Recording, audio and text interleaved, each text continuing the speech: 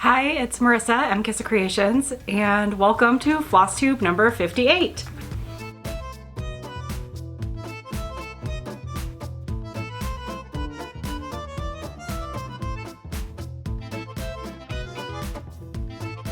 I feel like I'm a little bit in the town that dreaded sundown at the moment, so we are going to go through this floss tube fairly quickly because I think I'm going to lose the light or get really bright or something wild's gonna happen. I am filming a day earlier, but time-wise a little bit later than I normally do because Thursday is New Year's Day. And that means it's Whip Parade Day.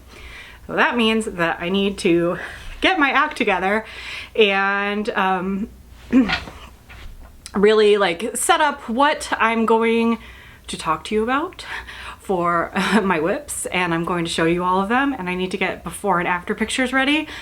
Last year I was smart enough to take pictures to be my before pictures right after I finished filming my whip parade, so I'm gonna do that again this year because that worked out really well, especially to be able to show you during videos throughout the year of what I completed or where I had started. So that's gonna happen again, and I think that worked out really well.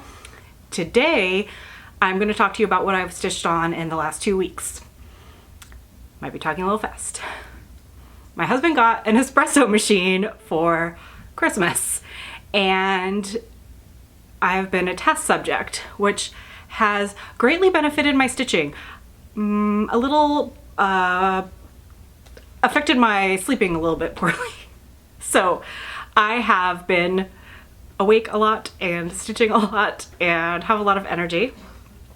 And I've stitched a lot. So I've got a cat that I really wish would come and sit on my lap for you so you could see how sweet she is during this video. You wanna come over here, Ash Kitty? Can you come see Mama? Can you come? Can you come sit on my lap? You got your hidey hole on the couch? Okay, she does not want to come sit on my lap. So let's talk about what I have worked on in the last 2 weeks. Let's talk about the fact that in 2025, I touched every single one of my whips. That was 30 projects. So some of them have been finished. I had 5 finishes, maybe 6. And then I had some new starts, but I have touched every single one of my projects this year.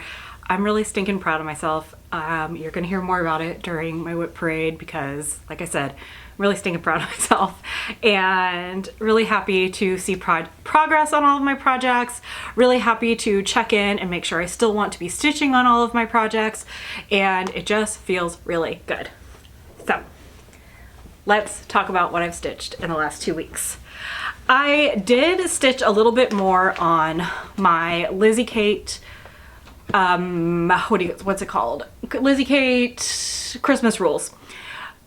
I showed that last week in my Christmas whips video, and I haven't worked on it since then, and I've been showing it to you a lot lately, and you're gonna see it in 2 days during my whip parade, so I figured I'd give you a little bit of a break from that. It has not changed since last week's video, so if you really need to see where I'm at for 2 days from now, when I will show you again where I'm at, you can look there. But I figured it hasn't changed all that much. You can use a break from that one. What I have stitched on and got my 6th full coverage page finish of the year. Now it is not a full page, and it's Unconventional X Stitch, so it's a little bit smaller of a page than I'm used to, which was really quite nice. Felt good. Is Cauldron of Mer. The artwork is by Ivy Dolamore. I will post a picture here because otherwise it does not look like the picture. I started in the bottom right corner, and this is where that is at. So that is actually almost 2 pages at this point. I've been stitching on this one today too, so I picked it up kind of at the beginning of this rotation, and then I stitched on it a little bit more now. I really want to have all my full coverages at like 5% in their first year. Now granted, I started now 3 full coverages in the last 2 months of the year. So those ones I'm not holding myself to like really needing to have 5% of those done and completed, but it would have been nice. And so I am still working on this one a little bit. We'll see if we can get there. I'm still almost 1,500 stitches away, I think, from having this at 5%, but that would be pretty cool. It is over 4%.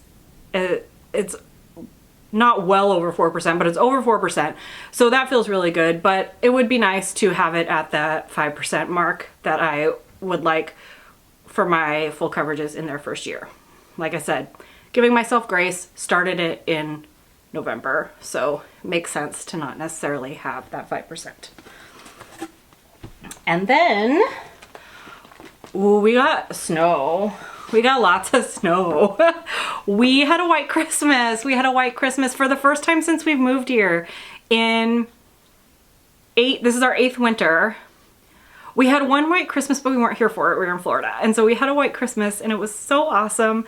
And I stitched on my snow day project. So I stitched on Carriage House Samplings, Shores of Hawthorne Hollow. And this is stitched on 40 count doubloon from Picture This Plus. It's stitched 1/2 full cross with the called for-ish DMC. I haven't changed much, but there's probably some. Actually, maybe this time of day is great for showing you. We're probably gonna have, this is the golden hour, right? So that's why it's great. It's perfect. Everything looks lovely. And then in 3 minutes, everything's gonna look terrible.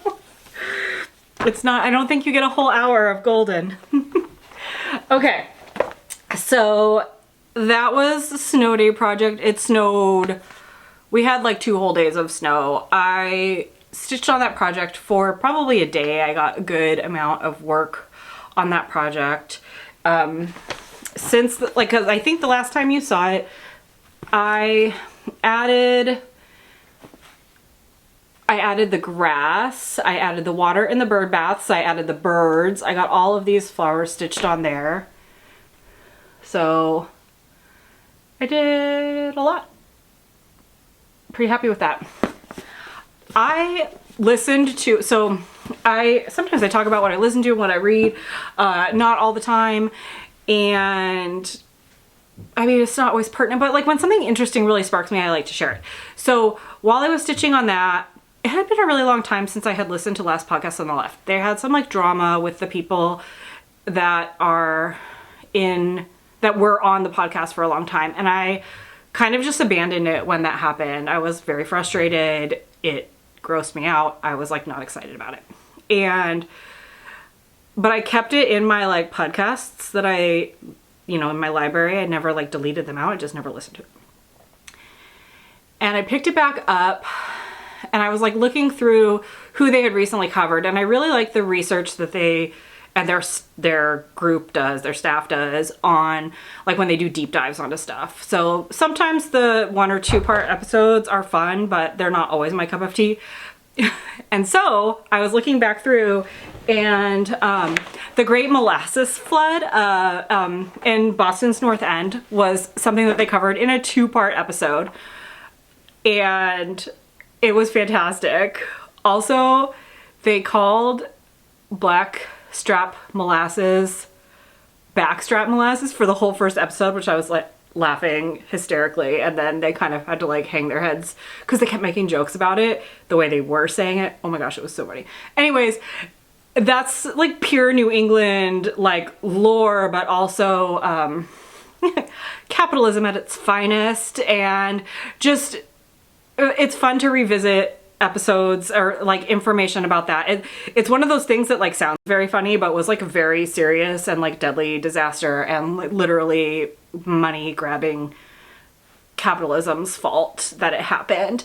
But really fun to listen to. So if you don't know about the molasses flood in Boston's North End, you should check out, they did a great 2-part episode. Morbid did a 1-part episode on it. So there's a lot out there on it.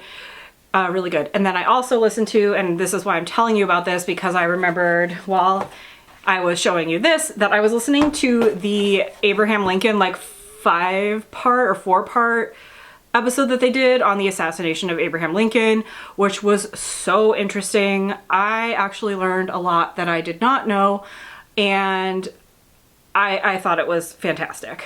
So something to check out if you like history. Both of those things were really neat. You do have to, they are very much a what I would call like 13-year-old boy humor a lot of time, or teenage boy humor. And if you're not prepared for that, for Last Podcast on the Left, then definitely don't listen to them. But if you can find funny in that and like to learn about history, I think that they're great. And I'm glad that I dipped my toes back in to listen to some of their episodes.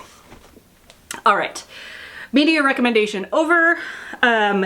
Next, I started working on another one of my projects that was my last to touch through 2025. And I did show you this one before, but I picked it back up and did a little bit more on it. And it is a peacock, a unicorn, a badger from the Scarlet Letter. And I actually got quite a bit done. I mean, it's a huge project, and this is not a huge amount of stitching, but I filled in a lot of the green background that I had here. Also, I heard that there's people that are like anti, like you're stitching all of the green and you should just be putting it on green fabric. This is from a tapestry.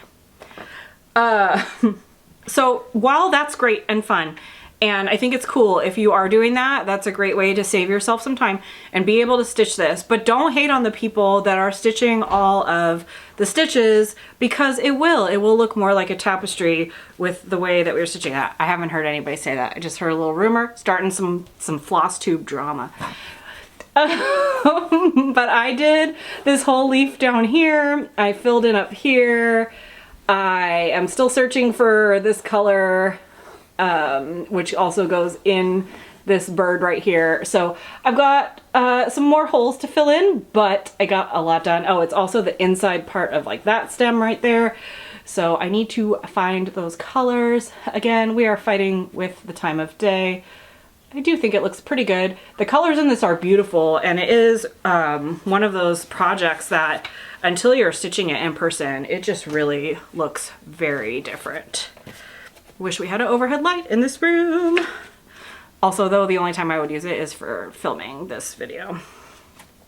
All right, next on I needed to stitch on this as part of my stitching is Erica Michaels' The Sampler book. And I did all of the second page, B is for butterfly stitch. And here's that. I don't know if you can see those little tiny butterflies right there. Hopefully it'll focus. And I pulled my own floss for this.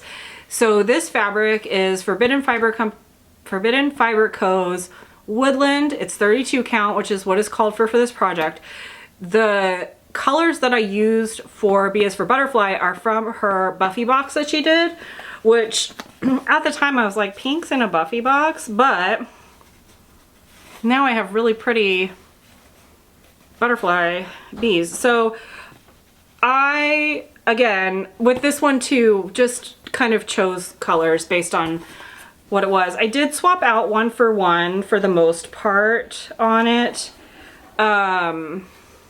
But yeah, I don't know. And then the words down here are all 1/1 on 32 count, which the first time I did it, I guess I just didn't have proper lighting or the right needle or something, because this one went much easier than I remember that one going. So I will continue to get those done. And if you need motivation or you want to give motivation, Amy from Two Cross Stitchers and I are going to, or we have made the goal of getting 4 of these done next year. So at the end of next year, I'll have 6 done, which is exciting. and then I will only need 20 more, plus the front cover and the back cover and all the other things. I might try to like push myself a little bit more on that. I think it only took me 2 days to stitch that square. So granted, it's like 2 days during this like airport time of year where like everybody's coming and going and nobody knows really what's going on or what time it is.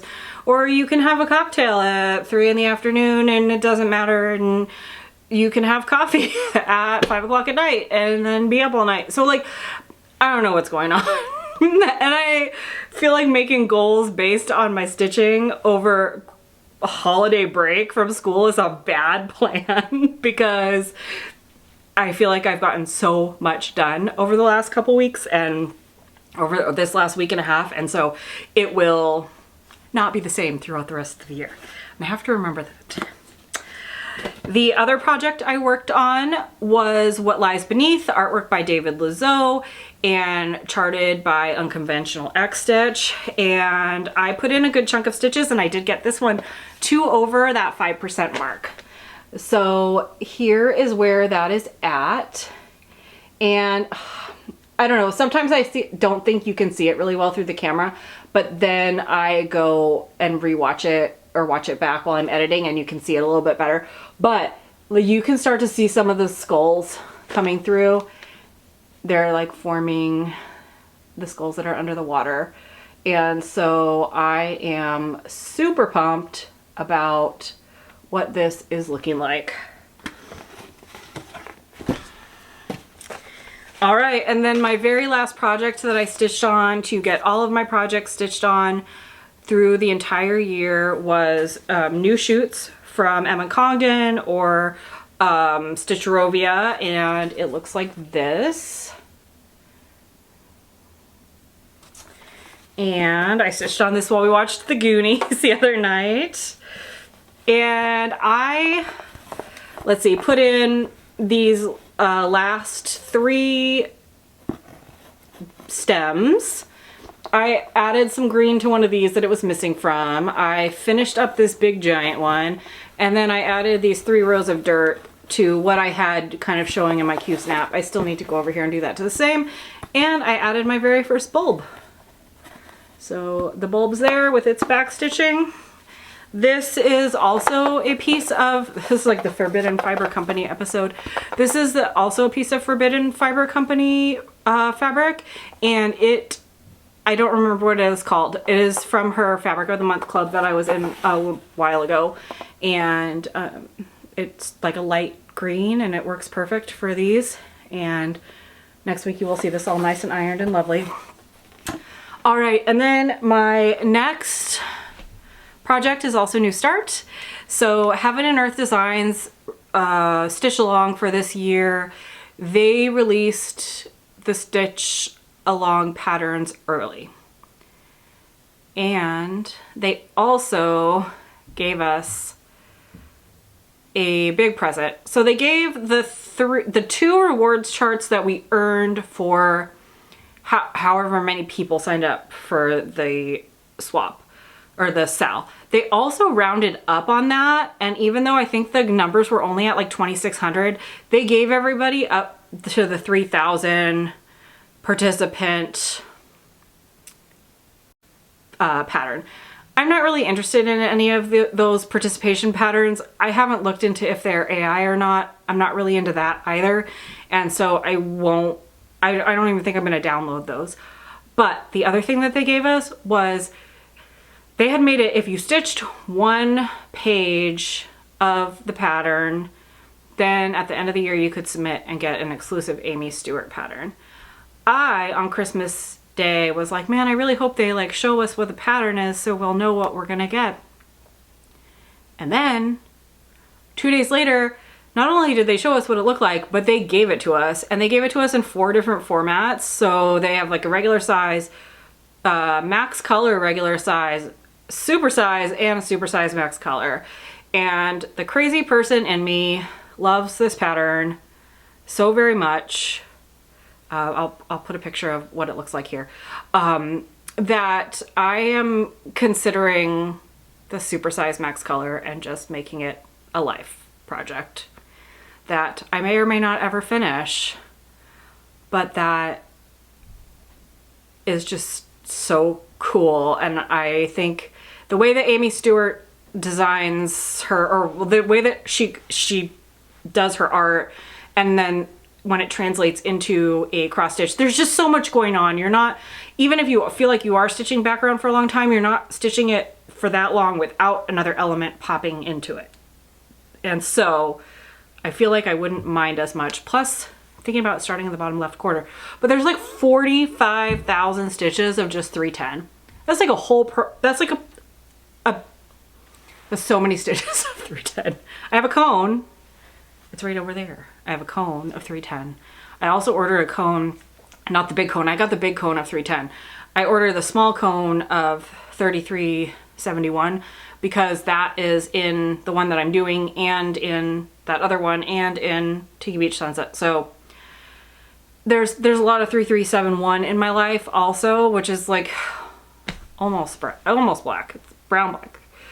Actually, it's probably like my natural hair color. I think might be 3371.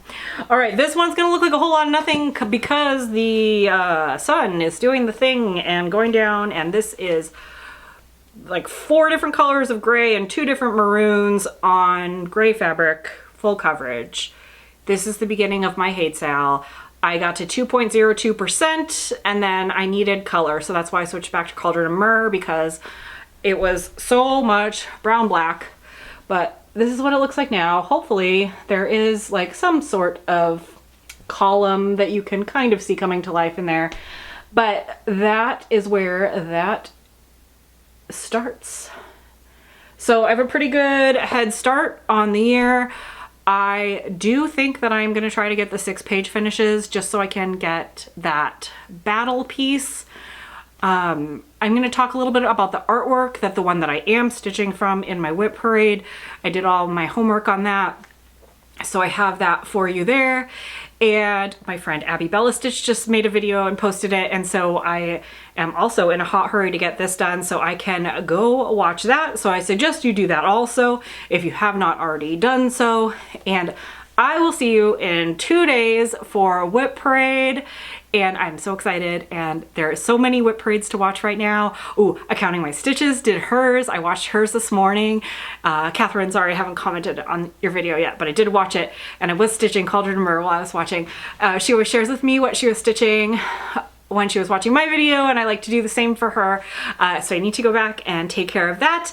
But yeah, there are so many videos to watch. There are so many whip parades. Ooh, Yoshi did a whip parade, and he got my message about the HAED SAL being released while he was filming. So I got a little shout out, which is awesome. So check out Yoshi's whip parade. He's got a lot of full coverage, but he won't show you what it looks like when it's done.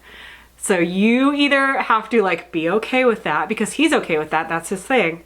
You either have to be okay with that or you gotta go like look up what he's talking about so that you can see the vision of like where it is. That is one way to deal with it if you're not okay with it. But yeah, there are a lot of whip parades out. I am like eagerly awaiting Jessie Marie, if she hasn't done that. Jen the Caffeinated Crafter did her like 4-part craziness. Wild Fox Stitchery, she split hers up really nicely. So if you're interested in one type of her stitching and not the other, she did like full coverages, she did non-full coverages and long dogs, and then she did kits and also did that with a kit parade. So whichever order you watch it in, she had those like split up very nicely for you. So if you're interested in one thing or not the other, you won't get that from me. I'm gonna give it to you all at once. Okay, I am losing daylight like crazy and battery life and all of the things. So again, I will see you in 2 days for my whip parade. Talk to you later. Bye.